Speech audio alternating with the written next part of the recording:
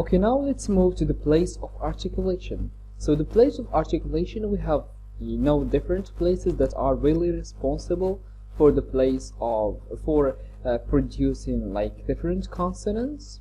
We have, for example, glottal sounds are produced in the glottis, velar sound, palatals, post-alveolars, alveolars, bilabials, labiodentals, and dentals. So let's move into look at these sounds in details. For example, bilabial sounds are consonant sounds produced by using both lips together.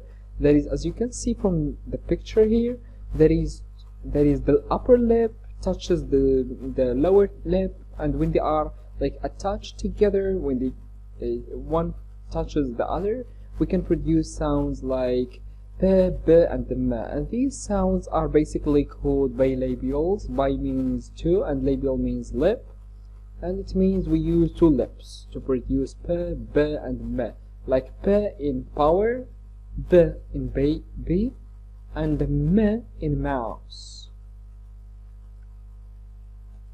Labiodental sounds are articulated by using both the lower lip and the upper front teeth.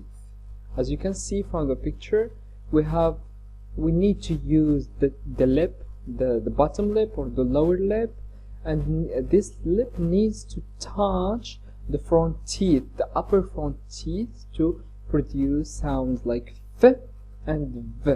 And labiodental sounds in English are only two. There are f and v. One is voice and the other is voiceless.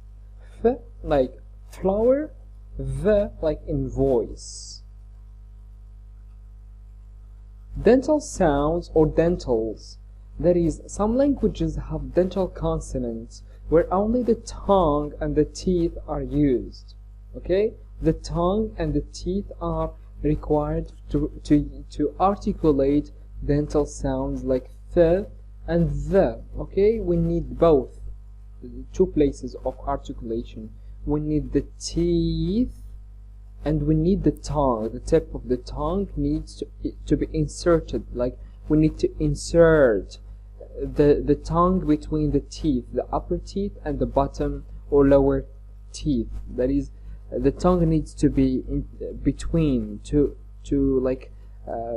be inserted between the two teeth.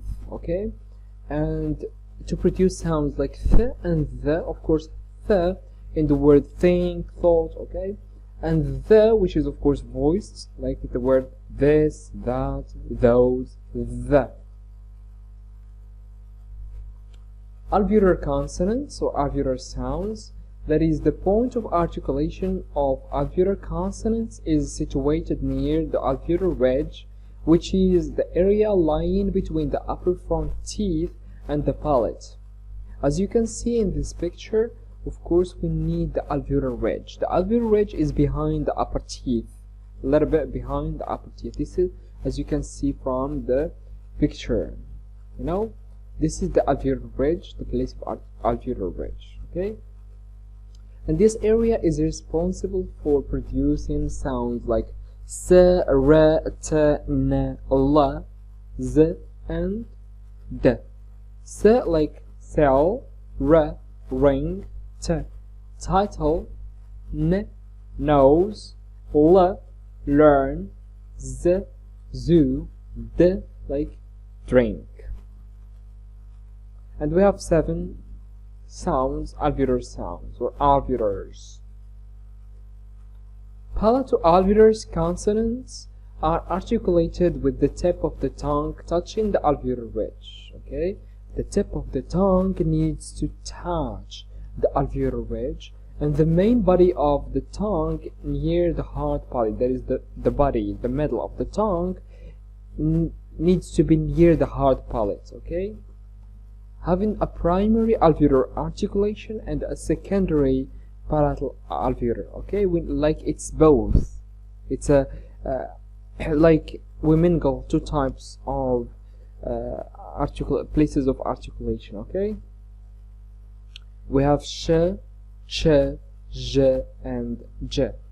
Okay, sh like in sheep, ch, child, j, vision, j like a jar.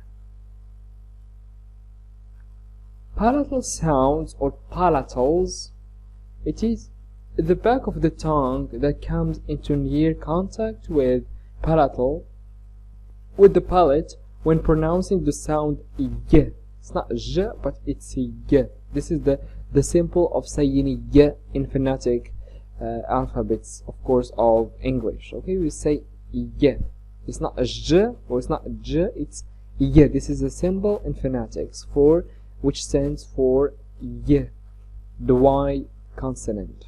Okay, like yard, yes, like that. Okay, so it is the back of the tongue, okay, the back or the last part of the tongue that comes into contact with the palate. The palate is on that is above the tongue. This is the palate area when pronouncing the sound y. So these are two places of articulation that are, of course, necessary to produce the sound y in the word yard and yes. Velars or velar sounds. So velar sounds are consonants, of course, which are articulated with the back part, that is the part or the back part of the tongue. Okay, the last part of the tongue needs to be against the soft palate, and the soft palate is again the last part of the palate. Okay, we have three sounds in English, only three: k, d, and na. It's not n, it's n. Come from the nose 100%. It's not only n, but it's n, like in the word cooking, joking. Okay, we say n, like not in the word nose, for example, or noise. This is not n, this is n. But in this one we say n, which is an velar sound, not an alveolar or nasal or something. Okay, it's one nasal but not alveolar. It's velar. It's n, like cooking, joking, okay, dancing. And we have g in the word game. We have k in the word cry.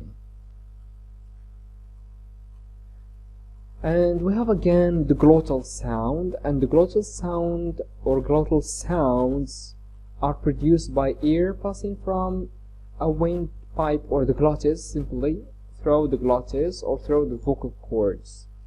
Okay, the glottis is the part which is indicated in the picture, and the air needs to pass through the vocal cords to pronounce the sound h. Okay, like in the word house. Okay, we need h. Okay, that's it.